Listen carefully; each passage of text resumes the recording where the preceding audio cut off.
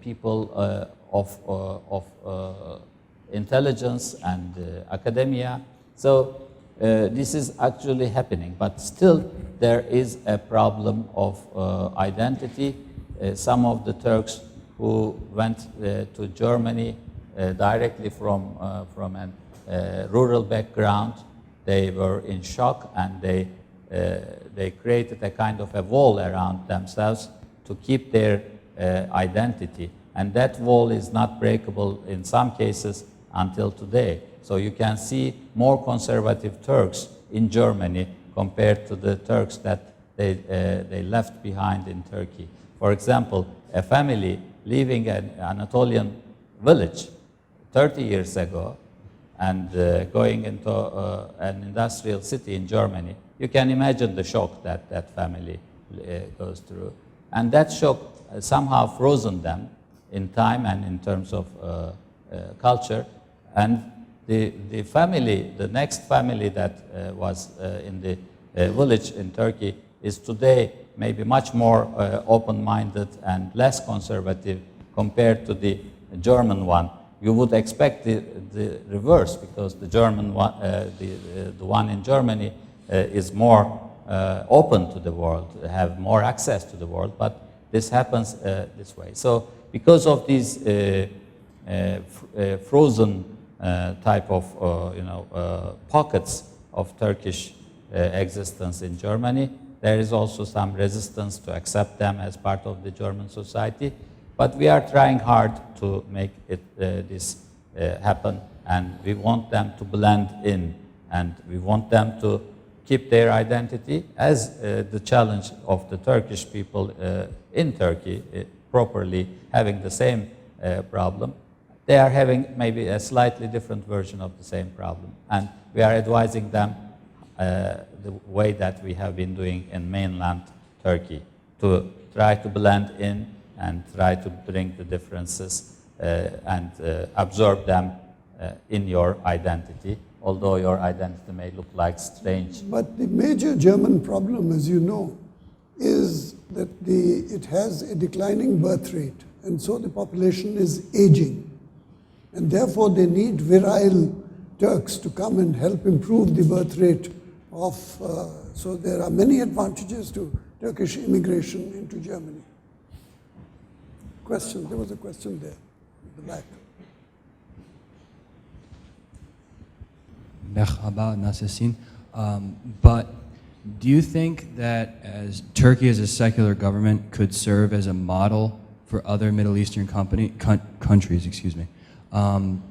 that to the West always seem to be more theocratic rather than democratic? Thank you. Turkey as a model. This has been something that we have been considering for a long time. Yes, what we did is a good example, and we are proud of it. The result is obvious. From the ashes of an empire, we were able to build a modern country, which is now among the 20 countries, a member of G20, a very good, vibrant economy, and Western-looking, developed system, and most importantly, a democratic country, which is actually the key to all the others that I explained. You need a market economy, a functioning economy, but you cannot get it without democracy. That is what we believe.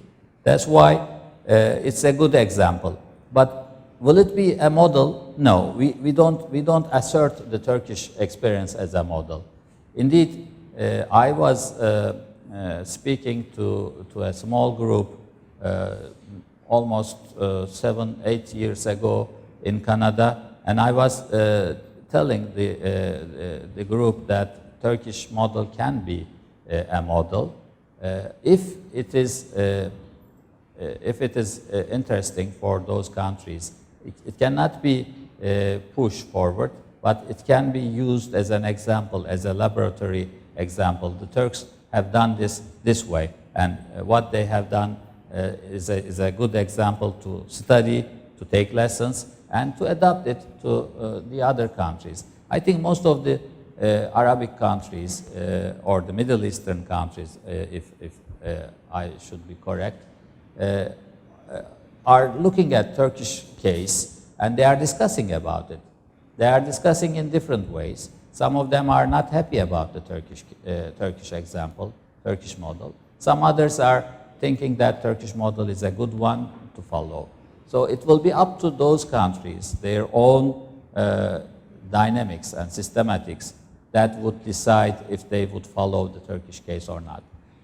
In the past, there has been some examples of this kind of a follow-up. Iran, before the Islamic Revolution, was more or less following the Turkish example.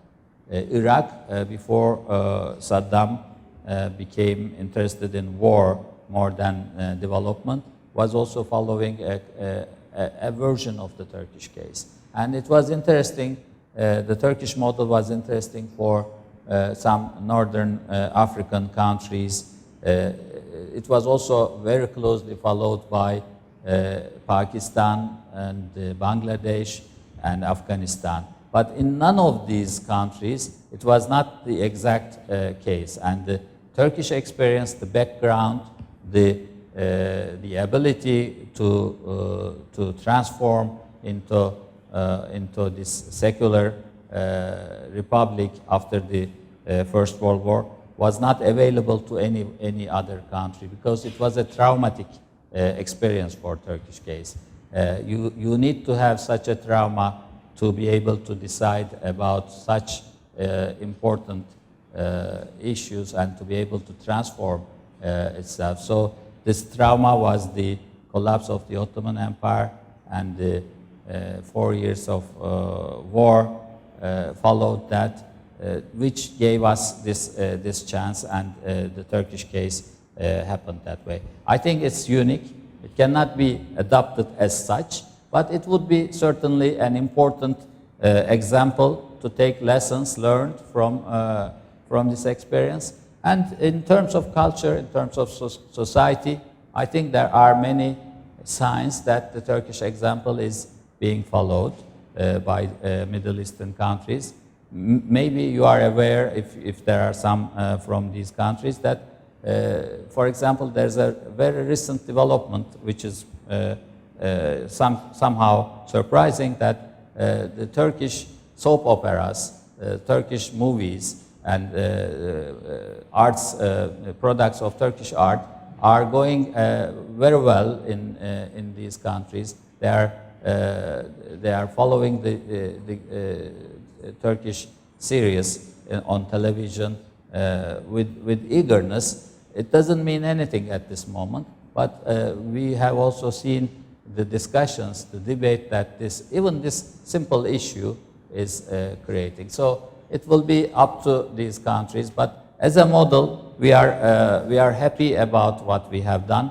It is painful. There has been many difficulties, and even the identity of today's Turkey is being questioned. But we believe that the best colors comes from blending of the main colors. So you cannot have the very nice colors directly coming out of the boxes of paints. You can get them if you try to mix them to get the best of it. So it's the mix that we have done this way, and some other countries will use it in a different way.